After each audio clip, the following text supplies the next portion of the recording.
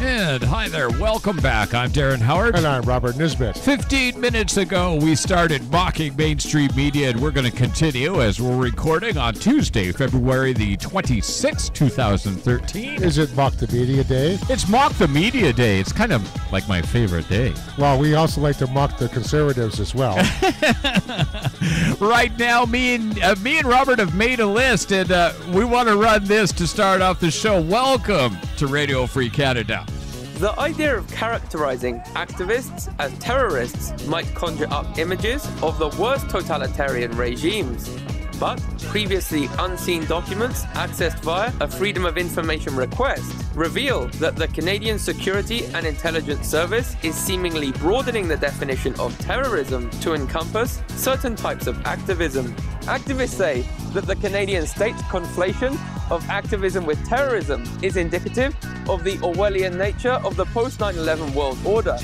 Canada's government is currently invading and occupying foreign countries, while concurrently eroding Canada's domestic democratic rights, such as the right to protest, and all of this is done in the name of combating terrorism, even though statistics show that one is more likely to die from lightning than die from terrorism in North America. Critics say that North American elites require a widespread perception of a terrorist threat so as to justify their otherwise unpalatable economic and political agendas. The proverbial police state that we're forming into now, and what's happening is there's very vague limitations as far as what could be defined as a terrorist, how a person can be defined a terrorist. They're using corporate media and mainstream media to create a state of mass hysteria for Canadians and almost a state of paranoia. Analysts note that the Canadian police have been caught infiltrating protest movements and acting as agents provocateurs in recent history. They wonder whether state-sponsored false flag incidents will arise in the future in Canada to justify the rounding up of activists and dissidents who oppose the political and economic policies of Canada's ruling class. Joshua Blakeney, Press TV. Well, you know, they've got to start paying attention. I think that's what it is. Well, when they're saying activists or terrorists, well, we're starting to sound like the USA, unfortunately. How on earth did they come up with terrorist watch lists? Okay, they've got words that they don't want us to use on the internet. Yeah. Okay, and if you join an activist group, apparently you're getting a label from the government.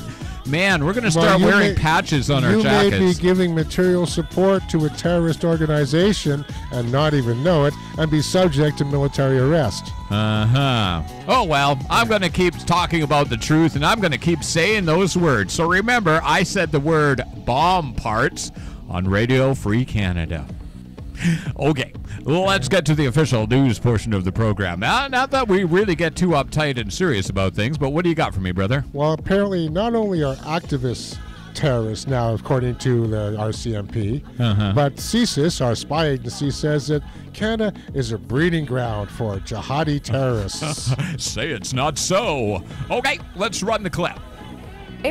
Canada may be soon becoming a breeding ground of terrorists. The head of the Canadian Security Intelligence Service, or CSIS, warned that Al-Qaeda-affiliated groups may be attracting Canadian citizens to their ranks. Aaron Chatta explains.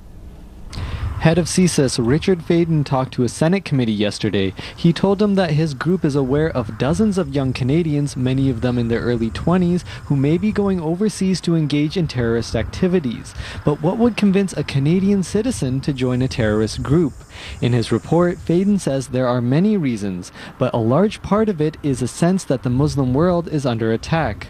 Mabeen Sheikh worked undercover with CSIS to expose the Toronto 18 in the 2006 Ontario terrorist plot.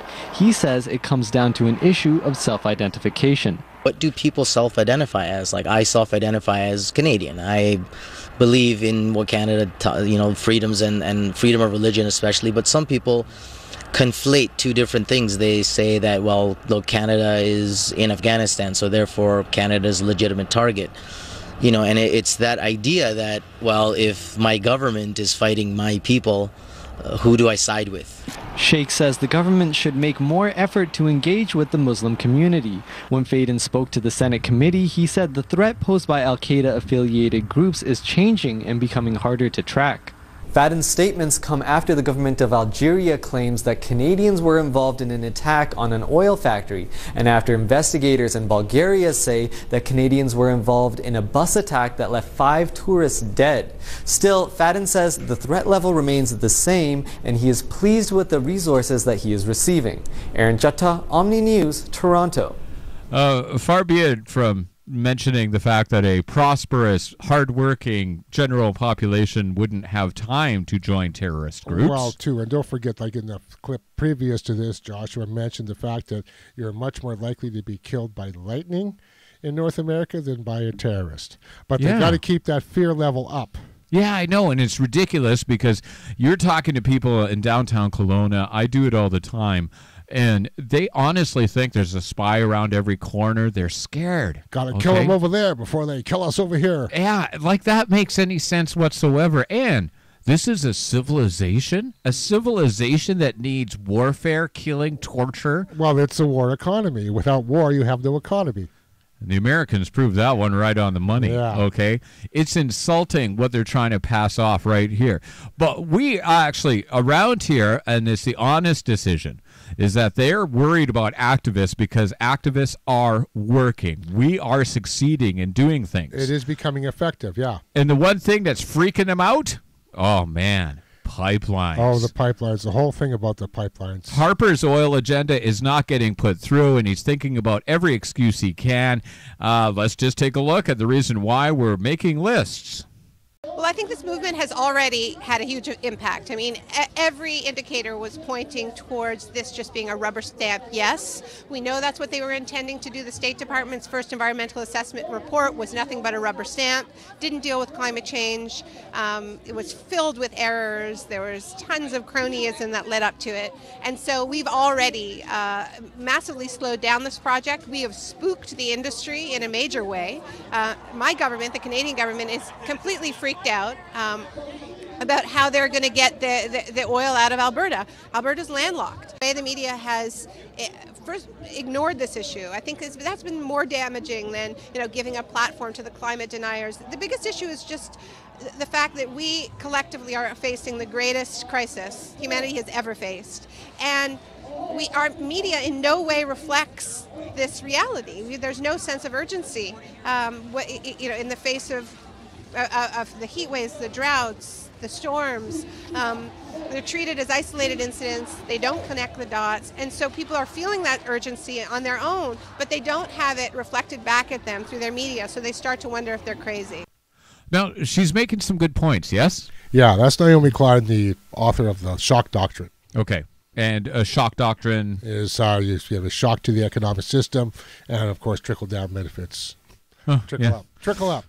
Trickle down is working so well for everybody, don't you know? Yeah. Keynesian economics, okay? Make sure that you go out and you get informed. They're not even following those anymore. No, they don't. They just, and actually... They're just making it up as they go along. They're just printing more money. They're just making it up. They don't know what they're doing. They're out of control. Okay, I remember I saw a post there that was really interesting to me. It said, the government isn't controlled by a conspiracy theory. They're actually that incompetent. Yeah, I know. Okay.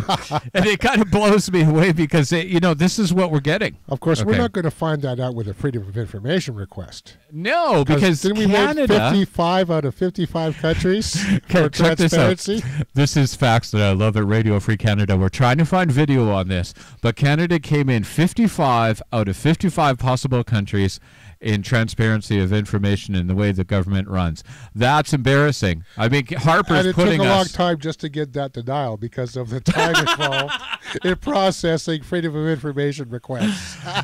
4 years to get an RCMP thing. We'll be covering that police brutality coming up. I want to run a clip that is going to blow you away because this is something that they never cover. The fact of the matter is overpopulation, there being too many people, is a myth.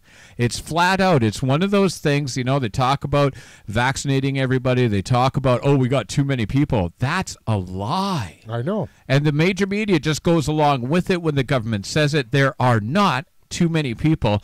As a matter of fact, all the people on the planet would fit into the size of Texas if we all had a house and yard. Let's run this. The myth of overpopulation originated in England in 1798 When a vicar named Thomas Malthus, who fancied himself something of a mathematician, saw that food production increased incrementally, but people reproduced exponentially. He sat down and did some simple math, and summarily decided that the world would be out of food by 1890. He blamed reduced mortality rates, and recommended killing off the have-nots of society, lest the haves starve to death. This cry was taken up by Paul Ehrlich of Stanford University in 1968, who claimed that reckless human reproduction had overwhelmed the Earth. Massive famines would result, which would destroy, best-case scenario, 1/5 of humanity by the end of the 70s, and the planet would follow. This fear produced large donations for the newly created UNFPA, which thrives on an imagined crisis that has been both imminent and rescheduled again and again over the past 2 centuries. The truth of the matter is that every family on this planet could have a house with a yard and all live together on a landmass the size of Texas, which is really just a small corner of the planet. The population of Earth will peak in 30 years and then start to go back down. We're not overpopulated. Do the math.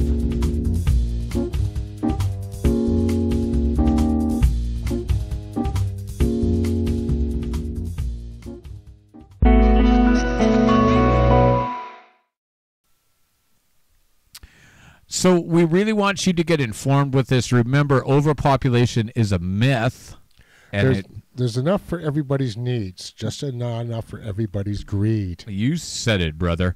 Right here, we've got greedy politicians who are interested in spending another $32 billion on F-35s. Now, this is the F-35 scandal. It's what the government got kicked out for. Contempt of Parliament, of course. It's kind of like the Edsel. It's a lemon. It's a lemon. It's a total lemon. Now, we've spent $500 million on this fighter without even getting one delivered. Oh, no. Okay? It's even more than that. They won't tell us. But let's run this to remind Harper that we have the internet even if you don't. The F-35 is the centerpiece of the Pentagon's biggest weapons replacement program, JSF, or Joint Strike Fighter. Now, for the second time in 2 months, all 51 radar-evading jets have been grounded. A routine inspection revealed a crack on a turbine blade in the jet engine of an F-35 test aircraft. The $396 billion program relies on help from 8 other countries to fund development. But there have already been signs that customers are beginning to think again about the costs. Well, sure. Canada has already talked about getting out. Australia now has moved to buy a previous generation called the FA-18 Es and Fs. And even our own U.S. Navy would prefer not to buy it because the costs have gone up so much. And as you pointed out earlier, with the technical problems, they're not quite sure when it would be able to perform its missions. The U.S. Defense Department describes the grounding as precautionary. The cracked blade was found in a version of the F-35 designed to take off and land on conventional runways.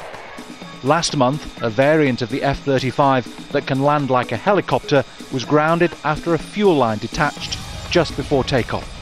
That issue took a month to resolve. This time, the affected blade has been returned to the manufacturer.